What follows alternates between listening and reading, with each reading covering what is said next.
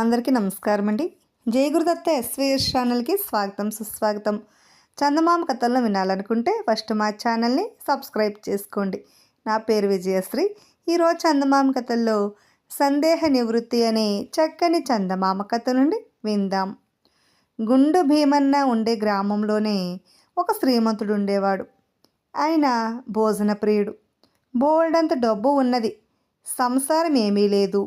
అందుచేత ఆయన వంటవాడిని ఒకరిని పెట్టుకుని వాడి చేత రుచిగా భోజనము ఫలహారాలు చేయించుకునేవాడు. 3 పూటలా మస్తుగా తినటము నిద్రపోవటము తప్ప ఆయనకు మరొక పనే లేదు. త్వరలోనే శ్రీమంతుడి వద్ద వంట చేసేవాడికి కూడా తిండి జాస్తి అయ్యి శరీరం కొవ్వి సోమరతనం అలవడింది. అందుచేత వాడు తన కింద పని చేయడానికి మరొక మనిషిని పెట్టుకోవాలని నిశ్చయించాడు. ఒకనాడు వాడు బామ్మ ఇంటికి వచ్చి, ఏవమ్మా, నేను ఫలాని వారింట వంట చేస్తూ ఉంటాను. పై పనులు చేయడానికి కుర్రవాడు కావాలి. మీ ఇంట్లో ఎవరో ఉన్నాడని చెప్పారు. పనిలోకి వస్తాడా ఏమిటి అని అడిగాడు. బామ్మ గుండు భీమన్నను పిలిచి, శ్రీమంతులు ఇంట పై పనులు చేయటానికి పోతావేట్రా అని అడిగింది. గుండు భీమన్న సరేనన్నాడు. వంటవాడు వాడిని తన వెంట తీసుకుపోయాడు. శ్రీమంతుడు మధ్యాహ్నం భోజనం చేయగానే పడుకుని నిద్రపోతాడు. 3 గంటలు అయ్యేసరికి ఆయనకు ఫలహారం సిద్ధమవుతుంది. వంటవాడు ఫలహారం తెచ్చి మంచం ప్రక్కన పెడితే ఆయన నిద్రలేచి ఫలహారం చేసి మళ్ళీ నిద్రపోతాడు. ఒక్కొక్కసారి ఆయన మరికొంతసేపటికి లేచి, నా ఫలహారము పాలు ఏవిరా అని కేక వేస్తాడు. ఎందుకంటే నిద్రమత్తున చేసిన ఫలహారం కావటం చేత ఆయనకు అది జ్ఞాపకం ఉండదు. అప్పుడే తీసుకున్నారు కదండి అంటాడు వంటవాడు. ఆయన తిన్న ఎంగిలి పళ్ళాలు పాలలోట చూపించినాక కానీ శ్రీమంతుడికి నమ్మకం కలగదు. యజమానికి ఇలాంటి అలవాటు ఉండడం చేత వంటవాడు ఆయన ఎంగిలి పళ్ళాలు లోట మంచం ప్రక్కనే ఉండనిచ్చేవాడు. ఇలా కొంతకాలం గడిచాక వంటవాడికి ఒక దుర్బుద్ధి పుట్టింది. వాడికి కూడా క్రమంగా ఒళ్ళు బరువు హెచ్చుతూ ఉండడం చేత ఒక్కొక్క రోజు ఫలహారం చేయటానికి ఒళ్ళు వంగేది కాదు. అటువంటప్పుడు వాడు కొన్ని ఎంగిలి పళ్ళాలు లోటా తయారు చేసి యజమాని మంచం ప్రక్కనే పెట్టేసి యజమాని మూతికి కొంచెం చక్కెర నెయ్యి కలిపి రాసి మాట్లాడకుండా ఊరుకునేవాడు. యజమాని లేచి ఫలహారము పాలు ఏవిరా అని అడిగితే, అప్పుడే ఫలహారం చేశారు కదండి అని వంటవాడు జవాబు చెప్పేవాడు. యజమాని ఎంగిలి పళ్ళాలు చూసి పెదవులు నాక్కుని నిజమే కాబోలని మళ్ళీ నిద్రపోయేవాడు. గుండు భీమన్న నౌకరులోకి వచ్చిన రోజు వంటవాడు ఫలహారం చేయటానికి బద్దకించాడు. వాడు కొన్ని ఎంగిలి పళ్ళాలు లోటా తయారు చేసి భీమన్నతో, ఈ పళ్ళాలు లోట యజమాని మంచం ప్రక్కన పెట్టు. ఈ చక్కెర నెయ్యి తీసుకుపోయి యజమాని పెదవులపైన రాయి. ఆయన గుర్రపెట్టి నిద్రపోతున్నాడు, లేవలేడు, భయం లేదు అన్నాడు. సరేనండి అని భీమన్న పళ్ళాలు లోటా పట్టుకుని యజమాని మంచం ప్రక్కన పొట్టి బల్ల మీద ఉంచాడు. కానీ నెయ్యి చక్కెర ఎలా రాయాలో వాడికి తెలియలేదు. యజమాని పెదవులపైన రాయమంటాడు వంటవాడు. పెదవులపైన మీసాలున్నాయి, మీసాలపైన ముక్కున్నది. మీసాలకు రాయాలా ముక్కుకు రాయాలా? వంటింటిలోకి వెళ్ళి అడిగితే వంటవాడికి కోపం వస్తుందేమో. అందుకని భీమన్న యజమానిని తట్టి నిద్రలేపి, అయ్యా, దీన్ని మీ పెదవులపైన రాయమన్నాడు వంటవాడు, మీసాలకు రాయమన్నారా ముక్కుకు రాయమన్నారా అని అడిగారు. యజమాని నిద్రమత్తు నుంచి లేచి, ఏమిట్రా రాచేది, నా ఫలహారం ఎక్కడ్రా అని అడిగాడు. ఫలహారం లేదయ్యా, అందుకే ఈ ఎంగిలి పళ్ళాలు లోటా తయారు చేసి మీ మంచం దగ్గర పెట్టాను. ఈ నెయ్యి చక్కెర మీ పెదవులపైన రాయమన్నాడు వంటాయన. పెదవులపైనేమో మీకు మీసాలున్నాయి, దానికి పైన ముక్కున్నది. దీన్ని మీసాలకు రాయాలో ముక్కుకు రాయాలో తెలియక తమరని అడుగుదామని లేపాను అన్నాడు భీమన్న. ఇదంతా ఏమిటి, నాకు కొంచెం కూడా అర్థం కావటం లేదు. ఫలహారం చెయ్యకపోవటం ఏమిటి, ఎంగిలి పళ్ళాలు తెచ్చి మంచం పక్కన పెట్టడం ఏమిటి అని యజమాని చిరాకపడి అడిగాడు. అయ్యా, తమరు నిద్రలేచి ఫలహారం తెమ్మంటే ఇవి చూపించి తమరు ఫలహారం చేశారని వంటాయన చెప్పమన్నాడండి అన్నాడు భీమన్న. వంటవాడు తనని ఈ విధముగా తరచూ మోసగిస్తున్నాడని యజమానికి స్పష్టంగా తెలిసిపోయింది. ఆయన వంటవాడిని గుండు భీమను కూడా నానా తిట్లు తిట్టాడు. తర్వాత వంటవాడు గుండు భీమన్నను బాగా తన్ని పనిలో నుంచి వెళ్ళగొట్టాడు. గుండు భీమన్న తన దౌర్భాగ్యాన్ని తిట్టుకుంటూ ఇంటికి వెళ్ళిపోయాడు. ఇప్పుడు మరొక చక్కని చందమామ కథను విందాం. అపరాజిత అనే కథను విందాం. పట్టు వదలని విక్రమార్కుడు చెట్టు వద్దకు తిరిగి వెళ్ళి చెట్టుపైన శవాన్ని దించి భుజాన వేసుకుని ఎప్పటిలాగే మౌనంగా శ్మశానం కేసు నడవసాగాడు. అప్పుడు శవంలోని బేతాళుడు, రాజా, నీవు పడే శ్రమ చూస్తూ ఉంటే ప్రేమకు వశీభూతుడయ్యావా అని నాకు సందేహం కలుగుతున్నది. ఎందుకంటే ప్రేమ ఎంతో బలవత్తరమైనది. ఇందుకు కేశవ మహారాజు కథే దృష్టాంతం. నీకు శ్రమ తెలియకుండా ఉండగలందుకు విచిత్రమైన ఆ మహారాజు కథ చెబుతాను విను అంటూ ఇలా చెప్పడం ప్రారంభించాడు. ఒకప్పుడు పాతాళ లోకంలో అపరాజిత అనే నాగకన్య ఉండేది. ఆమె చక్కదనం సాటిలేనిది. నాగకన్యలు స్వేచ్ఛాజీవులు. తమకిష్టమైన చోట ఉంటారు, ఇష్టం వచ్చినట్టు ప్రవర్తిస్తారు. అందుచేత అపరాజిత పాతాళ లోకాన్ని విడిచిపెట్టి భూలోకంలో ఒక నదీ తీరాన మడుగు వద్ద ఉంటూ ఉండేది. ఆ మడుగులో చంద్రకాంతి శిలలున్నాయి. ఆమె ఆ శిలలపై కూర్చుని మడుగులో ఉండే తన పెంపుడు చేపలతో ఆడుకునేది. మడుగులో ఈతలు కొట్టేది. మడుగు ఉండే ప్రదేశం కాస్త మరుగ్గా ఉండేది. ఎందుకంటే దాని చుట్టూ దట్టమైన పొదలున్నాయి. అందుచేత ఆ మడుగు ఛాయలకు ఎవరూ వచ్చేవారు కారు. ఇతరుల కళ్ళపడటం ఇష్టం లేని అపరాజితకు అక్కడ ఎంతో సౌఖ్యంగా ఉండేది. అపరాజిత ఉండే మడుగుకు కొంత దూరంలో ఒక నగరం ఉండేది. ఆ నగరానికి కేశవుడు రాజు. ఆయన అందం వర్ణనాతీతం, అపర మన్మధుడు. కానీ ఆయనకు ఆడవాళ్ళంటే ద్వేషం. ఈ ద్వేషానికి కారణం లేకపోలేదు. కేశవుడు తండ్రికి ఎందరో భార్యలుండేవారు. వారందరూ ఆయనను వంచారు. వారి మీద కోపం కొద్దీ ఆయన తన కొడుకైన కేశవుడికి స్త్రీ ద్వేషం రంగరించి పోశాడు. అది కేశవుడి నరనరానికి పట్టిపోయింది. అందుచేత కేశవుడు యుక్త వయస్కుడై ప్రతి ఆడదాన్ని మనసును ఆకర్షించినప్పటికీ ఒక్క ఆడదానికి కూడా ఆయన మనసును ఆకర్షించలేకపోయింది. కేశవుడు పాలించే నగరంలోనే కామరూపుడు అనే మంగలుండేవాడు. వాడు పేరుకు విరుద్ధంగా ఉండేది వాడి ఆకారం. మెల్లకన్ను, సొట్టకాలు, గూని కలిగి కామరూపుడు పగలు చూస్తే రాత్రి కల్లోకి వచ్చేంతటి భయంకరంగా ఉండేవాడు. ఈ కామరూపుడు ఒకనాడు అడవిలో సంచరిస్తూ తనవల తలంపుగా అపరాజిత ఉండే మడుగు వద్దకు వచ్చాడు. అపరాజితను చూడగానే వాడికి ఆమెపై వెర్రిమోహం కలిగింది. అపరాజిత మట్టుకు వాడి వికారాకారం చూసి రోతపడి, పో నా కళ్ళ ఎదుట నుంచి అంటూ వాడిని తరిమేసింది. వాడు మతిపోయిన వాడిలాగా అయిపోయి నగరానికి చేరుకున్నాడు. ఇది జరిగిన కొద్ది రోజులకే కేశవ మహారాజు వేటకు బయలుదేరి వెళ్ళి తిరిగి వస్తూ తన పరివారాన్ని వెనక విడిచి అతి వేగంగా అరణ్య మార్గాన్ని అపరాజిత ఉండే మడుగును సమీపించి చలవరాలపై బోర్లా పడుకుని తన పెంపుడు చేపతో ఆడుకుంటున్న నాగకన్యను చూశాడు. ఎవరో తన రహస్య స్థలం ప్రవేశించారని గ్రహించి నాగకన్య లేచి కూర్చున్నది. అపరాజిత, కేశవ మహారాజు ఒకరి సౌందర్యాన్ని ఒకరు చూసి దిగ్భ్రాంతులైనారు. ఆ క్షణంలోనే అపరాజిత కేశవుణ్ణి ప్రేమించింది.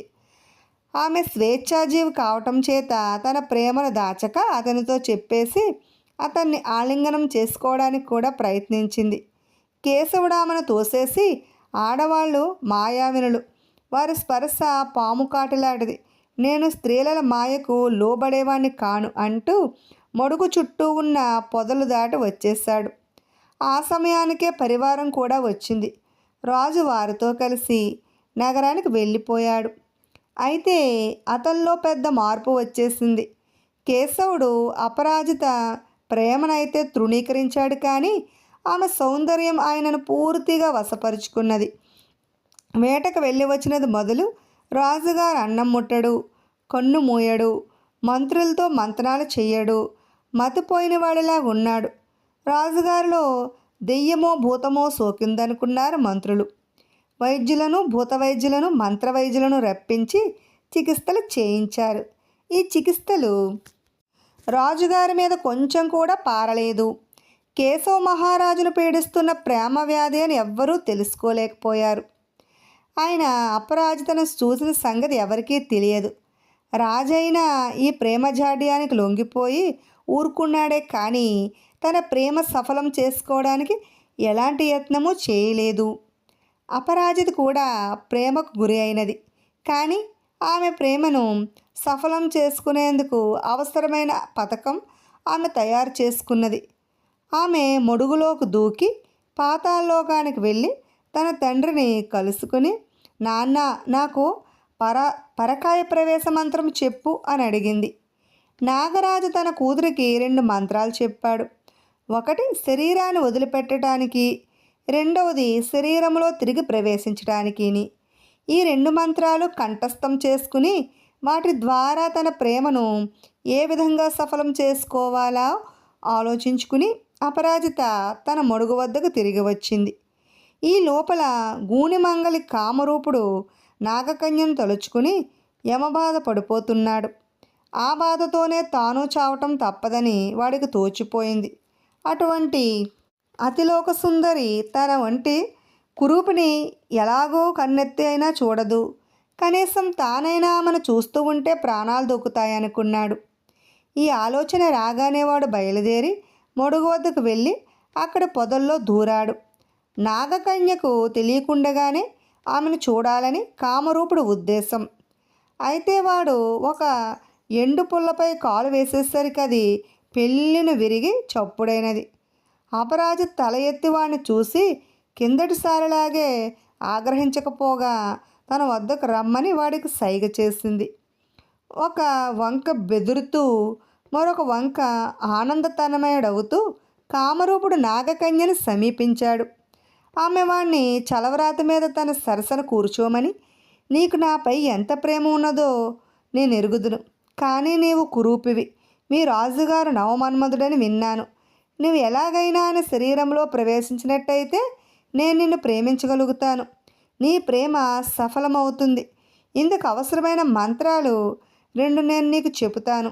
వాటిని తెలివిగా ఉపయోగించుకునే భారం నీదే అని తన తండ్రి చెప్పిన మంత్రాలు 2 గూనివాడికి చెప్పేసింది. వాడు సంతోషానికి మేరలేదు. రాజుగారి వ్యాధి ఎంతకు నయం కానందున ఆయనకు చికిత్స చేసిన వారికి ఆయన ఎత్తు బంగారం ఇస్తామని చాటింపు వేయించారు. గూనివాడు రాజుగారికి వ్యాధి నయం చేసే నెపం మీద తన పని పూర్తి చేసుకోవడానికి ఎత్తుగడ వేసి రాజభవనానికి వెళ్ళాడు. మొదట్లో ద్వారపాలకులు వాడి మాట నమ్మలేదు, కానీ చివరకు వాడిని లోపలికి వెళ్ళనిచ్చారు. రాజుగారు ఆయన కింద ఉద్యోగులు ఉన్న చోటికి వెళ్ళి గూనివాడు మొగ్గలు వేసి వికారంగా నృత్యాలు చేశాడు. అక్కడ ఉన్న వారందరితో పాటు రాజుగారు కూడా విరగబడి నవ్వాడు. తర్వాత గూనివాడు రాజుగారితో, మహారాజా, మీ పరివారంతో సహా అరణ్యానికి నా వెంట రండి, అక్కడ ఏకాంతంగా మీకు ఒక మహా అద్భుతం చూపిస్తాను అని అన్నాడు. రాజు సరే అన్నాడు. గూనివాడు అరణ్యంలో రాజును ఒక ఏకాంత స్థలానికి తీసుకుపోయాడు.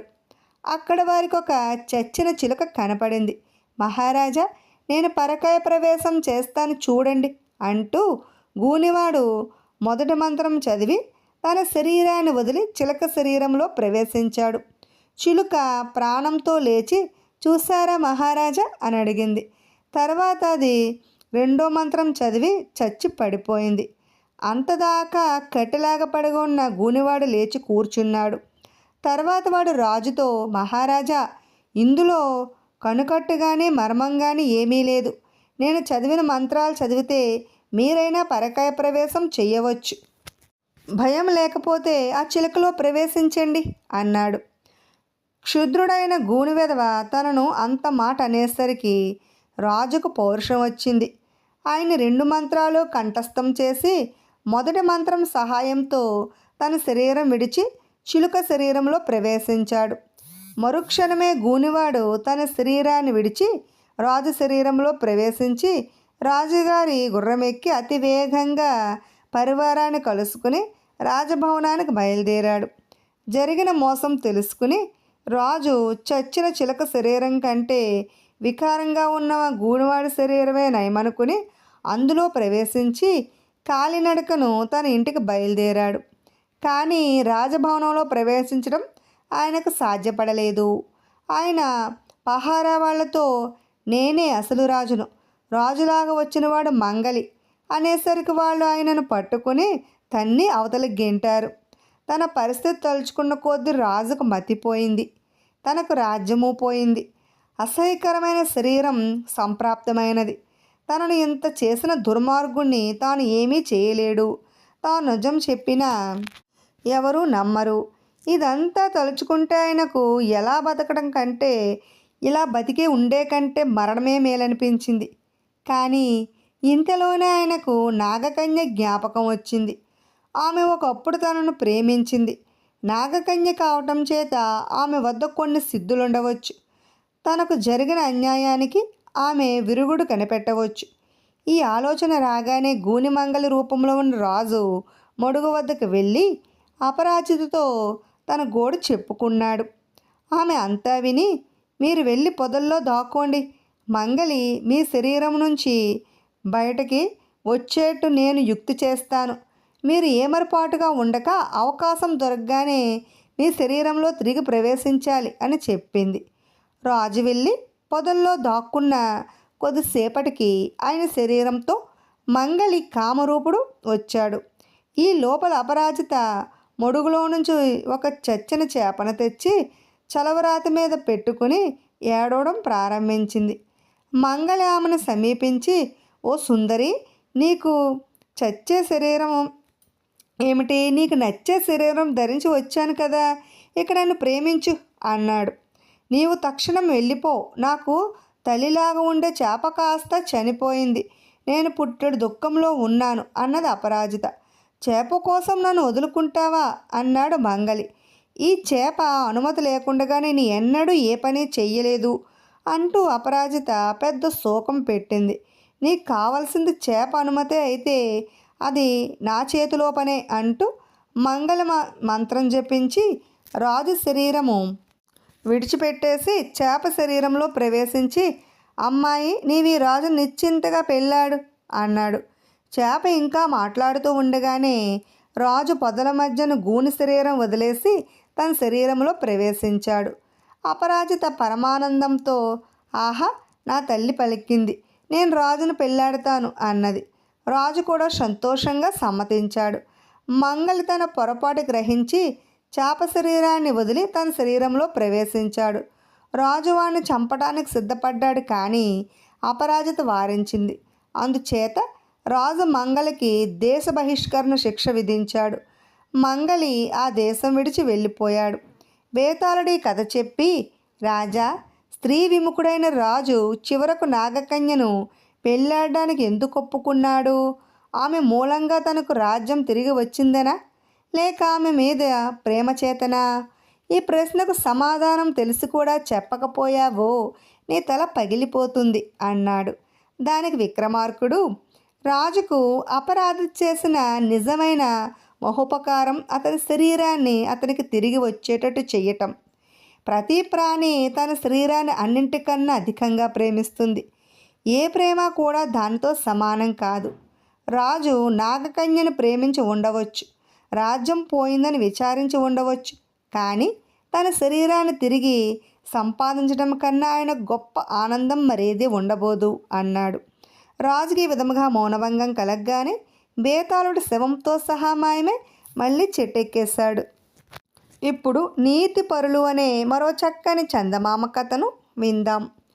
పూర్వం శ్రీరంగపట్నంలో ముత్యాల శెట్టి అనే రత్నవర్తకుడు ఉండేవాడు. ఆయన గొప్ప ధనికుడు, సముద్ర వ్యాపారం కూడా చేసేవాడు. ఒకనాడు ముత్యాల శెట్టి వద్దకు రామచంద్రుడు అనే ఆంధ్రదేశపు ధనికుడు వచ్చాడు. ముత్యాల శెట్టి వద్ద ఉండే మేలి రత్నాలన్నీ చూశాడు. వాటిలో ఒక రత్నం రామచంద్రుడికి బాగా నచ్చింది. దాని వెల ఎంతని అడిగితే ముత్యాల శెట్టి 4,000 వరహాలు అని చెప్పాడు. రామచంద్రుడి వద్ద 3,000 వరహాలే ఉన్నాయి. అయినా ఆ రత్నాన్ని వదలటానికి మనసు ఒప్పక ఆయన ముత్యాల శెట్టితో, శెట్టిగారు, ప్రస్తుతం నా దగ్గర ఉండే 3,000 వరహాలు ఇస్తాను, రత్నం నాకు ఇవ్వండి, నేను ఇంటికి వెళ్ళి మిగతా 1,000 వరహాలు పంపుతాను అన్నాడు. రామచంద్రుడు కూలీనుడు, నిజాయితీ కలవాడన్న సంగతి కనిపెట్టి ముత్యాల శెట్టి, అలాగే చెయ్యండి, మీరు ఇవ్వవలసిన మొత్తం మీ పేర ఖాతా పుస్తకంలో గుర్తుగా పొద్దువేసి ఉంచుతాను అన్నాడు. రామచంద్రుడు పరమానందంతో రత్నాన్ని తీసుకుని స్వదేశాన్ని తిరిగి వచ్చాడు. వచ్చిన కొద్ది రోజులకే ఆయనకు జబ్బు చేసి మంచాన పడ్డాడు. ఆ వ్యాధి వైద్యానికి లొంగకపోవడం చేత ఆయన 1 నెల మంచాన్ని తీసుకుని చనిపోయాడు. చనిపోయేటప్పుడు ఆయన తన కొడుకైన పద్మనాభుని పిలిచి తాను శ్రీరంగపట్నంలో ముత్యాల శెట్టి వద్ద కొన్న రత్నం సంగతి చెప్పి దాని తాలూకు బాకీ తీరుస్తానని అతని చేత ప్రమాణం చేయించుకున్నాడు. రామచంద్రుడు బతికినన్నాళ్ళు తనకున్నదంతా ఖర్చు చేసి భోగాలతో జీవితం వెళ్ళబుచ్చినవాడు కావటం చేత ఆయన అనంతరం దమ్మిడీ కూడా మిగల్లేదు. అందువల్ల పద్మనాభుడు ఎంత ప్రయత్నించినా ముత్యాల శెట్టి బాకీ తీర్చలేకపోయాడు. వాడు చివరకు తన తండ్రి కొన్న రత్నాన్ని అమ్మి అయినా బాకీ చల్లబెడదామనుకున్నాడు. కానీ అతని ఖరీదు గల రత్నాన్ని కొనే తాహుతా గల వాళ్ళెవరూ పద్మనాభుడికి కనిపించలేదు. చివరకు పద్మనాభుడు ఆ రత్నాన్ని పట్టుకుని నేరుగా శ్రీరంగపట్నానికే బయలుదేరాడు. ఆ పట్నంలో ఆ రత్నం అమ్ముడైతే సరే, లేని పక్షంలో దాని ముత్యాల శెట్టికే తిరిగిచ్చేసి ఆయన ఇచ్చిన సొమ్ము పుచ్చుకుందామని అతడి ఉద్దేశం. కానీ పద్మనాభుడు శ్రీరంగపట్నం చేరే సమయానికి ఆ నగరాన్ని శత్రురాజులు ముట్టడించి కొల్లగొడుతున్నారు. నగరం అంతా అరాజకంగా ఉన్నది. అటువంటి పరిస్థితుల్లో పద్మనాభుడు వచ్చిన దారి పట్టినట్టయితే క్షేమంగా ఉండేది. కానీ వాడు కార్యదీక్ష కొద్దీ నగరమంతా తిరిగి ముత్యాల శెట్టి ఇల్లు కొనుక్కోవడానికి ఉపక్రమించాడు.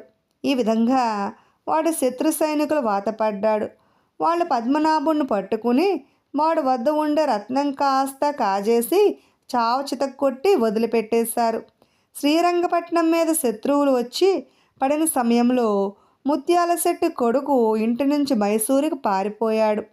శత్రు సైనికులు ముత్యాల శెట్టి దగ్గర ఉన్నదంతా ఊడ్చుకుని పట్టుకుపోయారు. ముత్యాల శెట్టి విచారంతో మంచం పట్టి మనోవ్యాధితోనే ప్రాణాలు వదిలాడు. మైసూరు చేరిన ముత్యాల శెట్టి కొడుకు తన తండ్రి పేరు చెప్పుకొని అక్కడక్కడ అప్పులు చేసి చివరకు అప్పు కూడా పుట్టక తిండికి మాడి చనిపోయాడు. ముత్యాల శెట్టి వంశానికి ఆయన మనవడు గోవింద శెట్టి మిగిలాడు. వాడు చాలా బుద్ధిమంతుడు. వాడికి తాతగారి ఆస్తి సంక్రమించకపోయినా తండ్రి చేసిన అప్పులు సంక్రమించాయి. వాడు కష్టపడి చదువుకుని పెద్ద వర్తకుల వద్ద గుమస్తాగా ఉంటూ తన తాహుతాకు తగినట్టు చిన్న చిన్న క్రయ విక్రయాలు చేస్తూ తన సంపాదనతోనే సాధ్యమైనంత మిగుల్చుకుని తండ్రి చేసిన అప్పులు ఒక్కొక్కటే తీరుస్తూ రాసాగాడు. అక్కడ పద్మనాభుడు కూడా అట్టే కాలం బతకలేదు. ముత్యాల శెట్టి బాకీ తీరుస్తానని తండ్రి వద్ద ప్రమాణం చేశాడు. రత్నాన్ని నిష్కారణంగా పోగొట్టుకోవడమే కాక తీవ్రంగా దెబ్బలు తిన్నాడు. ఆ దెబ్బలతోనే మంచం పట్టి మళ్ళీ కోలుకోలేదు. అతను చనిపోయే సమయంలో తన కొడుకైన చంద్రశేఖరుని పిలిచి, నాయనా, శ్రీరంగపట్నంలో ఉండే ముత్యాల శెట్టికి మీ తాత 1000 వరహాల బాకీ పడ్డాడు. ఆ బాకీ తీర్చడానికి నేను ప్రయత్నం చేసి నష్టపోయాను. ఆ బాకీ ఇప్పటికీ 3000 వరహాలవుతుంది.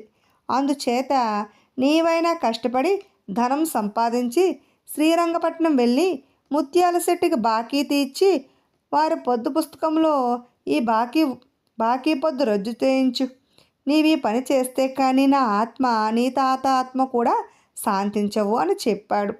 చంద్రశేఖరుడు శ్రమపడి డబ్బు కూడబెట్టాడు. త్వరలోనే వాడు 4000 వరహాలు పోగు చేసుకుని వాటితో శ్రీరంగపట్నం వెళ్ళాడు. ముత్యాల శెట్టి ఆయన కొడుకు పోయారని, వారి వారసుడు గోవింద శెట్టి ఉన్నాడని తెలిసింది. చంద్రశేఖరుడు గోవింద శెట్టి ఇంటికి వెళ్ళి తన ఊరు పేరు చెప్పుకొని, అయ్యా మీ మీ తాతగారి నాటి పొద్దు పుస్తకం తీస్తారా అని అడిగాడు. అందులో ఒక బాకీ తాలూకు పొద్దు ఉంటుంది అని అడిగాడు. ఈ మాట వినగానే గోవిందశెట్టి గుండెల్లో రాయపడింది. ఆ రోజే వాడు తన తండ్రి చేసిన బాకీలను నిశేషంగా తీర్చివేశాడు. తండ్రి గారు అప్పులు తీరాయి కదా అనుకుంటే తాతగారు అప్పులు మీద పడేలాగుంది. వాడు చంద్రశేఖరుడితో, అయ్యా నేను మా తండ్రి గారు అప్పులు తీర్చేసరికి తల ప్రాణం తోకకు వచ్చింది. మా తాతగారు అప్పులు కూడా తీర్చమంటడం నా ధర్మమా? వాటికి నేను బాధ్యుణ్ణి కాను. వాటికి ఏనాడో కాలదోషం పట్టి ఉంటుంది, క్షమించండి అన్నాడు. చంద్రశేఖరుడు చిరునవ్వు నవ్వి, మీ తాతగారు మాకేమీ బాకీ లేదు.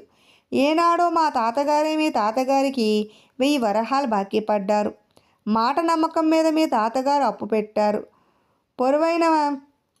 పరువైన వాడు మాటకు కాలదోషం ఏముంటుంది? కనుక మా తాతగారు బాకీ వడ్డీతో సహా తీర్చడానికి సొమ్ము తెచ్చాను.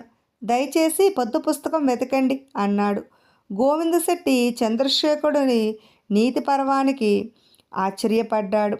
అతను పాత కట్టలన్నీ వెతకగా ఒక పొద్దు పుస్తకంలో రామచంద్రుడి పేర 1000 వరహాల ఖర్చు పొద్దు ఉన్నది. గోవిందశెట్టి చంద్రశేఖరుడితో, ఈ బాకీ సంగతి మీరు చెప్పేదాకా నాకు తెలియదు. నేను దీన్ని రొక్కంగా పుచ్చుకోను. మీ వంటి నీతిపరులు ఎక్కడా నాకు దొరకరు. మీరు తెచ్చిన 4000 వరహాలతో మనం ఇద్దరము సమిష్టి వ్యాపారం చేద్దాం. మీకు అభ్యంతరం లేకపోతే చెప్పండి అన్నాడు. చంద్రశేఖరుడు సరేనన్నాడు. ఇద్దరూ కలిసి వ్యాపారం చేసి త్వరలోనే సంపన్నులై ఎంతో స్నేహంగా ఉంటూ జీవితాలను వెళ్ళబుచ్చారు. విన్నారు కదండి. ఇటువంటి మరెన్నో చక్కని చందమామ కథలు వినాలనుకుంటే ఫస్ట్ మా ఛానల్ని సబ్స్క్రైబ్ చేసుకోండి. బెల్ ఐకాన్ క్లిక్ చేయండి. మేము చేసిన వీడియోస్ నోటిఫికేషన్ కోసం బెల్ ఐకాన్ క్లిక్ చేయండి. లైక్ చేయండి, షేర్ చేయండి, కామెంట్ చేయండి. అలాగే మరెన్నో ఆసక్తికరమైన విషయాలను వినాలనుకుంటే మా ఛానల్ని సబ్స్క్రైబ్ చేసుకోవడం మర్చిపోకండి. Thanks for watching.